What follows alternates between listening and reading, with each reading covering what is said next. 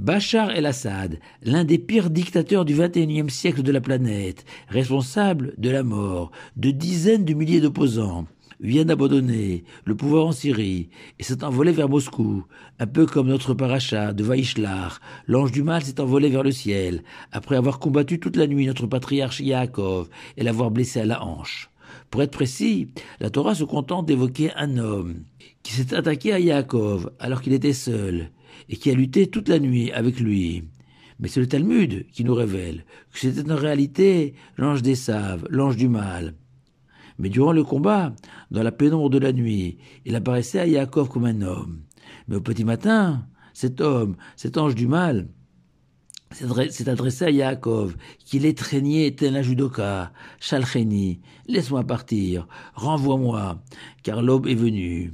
Demande surprenante, comme si cet ange était fatigué, tel un être humain, lui qui est une créature céleste, pas concerné par la notion de fatigue. Et Yaakov a refusé et exigeait de l'ange qu'il le bénisse avant de le libérer. Je voudrais partager avec vous deux manières d'expliquer cette demande étonnante de l'ange et la réponse de Yaakov. La première consiste à expliquer que l'ange du mal, le mensonge, la faute, le péché, profite de l'obscurité pour prospérer. C'est uniquement quand l'homme est plongé dans les ténèbres, dans le doute, qu'il ne perçoit pas la lumière de la vérité, lorsque l'homme ne peut mesurer la conséquence de ses actes, s'imaginant qu'il peut y avoir d'autres plaisirs sur terre que celui d'accomplir une mitzvah, de se rapprocher du samedi soit-il, par le biais d'un comportement moral exemplaire, que l'homme va se tromper, fauter et gaspiller son existence à la poursuite de plaisirs illusoires. Mais lorsque le jour se lève, au terme de la nuit, on prend conscience quelles sont les vraies valeurs éternelles, l'amour de Dieu et de son prochain. Et c'est ce qu'a dit l'ange d'Esav à Yaakov. Je ne peux tenter, séduire l'homme que lors de la nuit, lorsqu'il est perdu, égaré, souvent coupé de ses racines, que j'ai la possibilité de le faire fauter. Mais maintenant que le jour s'est levé, je n'ai plus aucun rôle à jouer. Et Yaakov va alors lui demander de reconnaître sa défaite et de le nommer Israël, ce prince de Dieu, plutôt que Yaakov, celui qui est tout en bas de l'échelle, au niveau du talon, soumis à tous les aléas du mal et de la tentation, comme pour signifier à tous ces descendants que nous sommes, que nous aussi, malgré les difficultés à rester juifs, dans la noirceur de l'exil, il faut garder confiance dans l'émergence d'une ère nouvelle, messianique, où la lumière divine brillera de mille feux et le péché aura disparu. Mais le Talmud offre une lecture, une explication différente de ce dialogue entre Yaakov et cet ange. En effet, selon la Guémara, lorsque l'ange a demandé à notre patriarche à partir, celui-ci lui a répondu « Pourquoi crains-tu le jour? Es-tu un voleur, un bandit, recherché par la police, qui va venir et t'arrêter ?»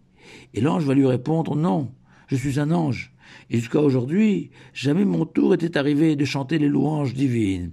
Mais maintenant, mon heure a sonné, et je dois regagner le ciel pour louer le Tout-Puissant. » Et le Rav Dessler, sage contemporain, explique de manière remarquable que l'ange du mal, le Satan, n'a été créé par Dieu que pour servir d'adversaire au bien, au bon penchant, pour permettre au juste d'affirmer et de démontrer sa piété et son attachement à Dieu et à ses valeurs, et que lorsque Yaakov l'a vaincu, au terme d'un combat acharné, l'ange lui a alors confié que ça y est, j'ai terminé ma mission sur terre, tu m'as vaincu, et que je peux me retirer, et à mon tour louer l'Éternel.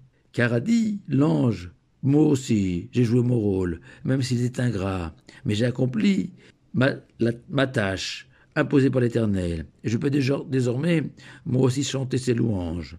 Et le Maggid de Koznitz rajoute une remarque extraordinaire, que la Torah n'écrit pas que le jour est venu, qui alla à Boker. Non, le texte sacré mentionne qui alla à Shachar, littéralement le noir est apparu, c'est-à-dire le tout dernier instant de la nuit, lorsqu'elle est à la fois à son summum, mais aussi à son terme, puisque quelques secondes après, l'aube va jaillir, pulvériser la nuit.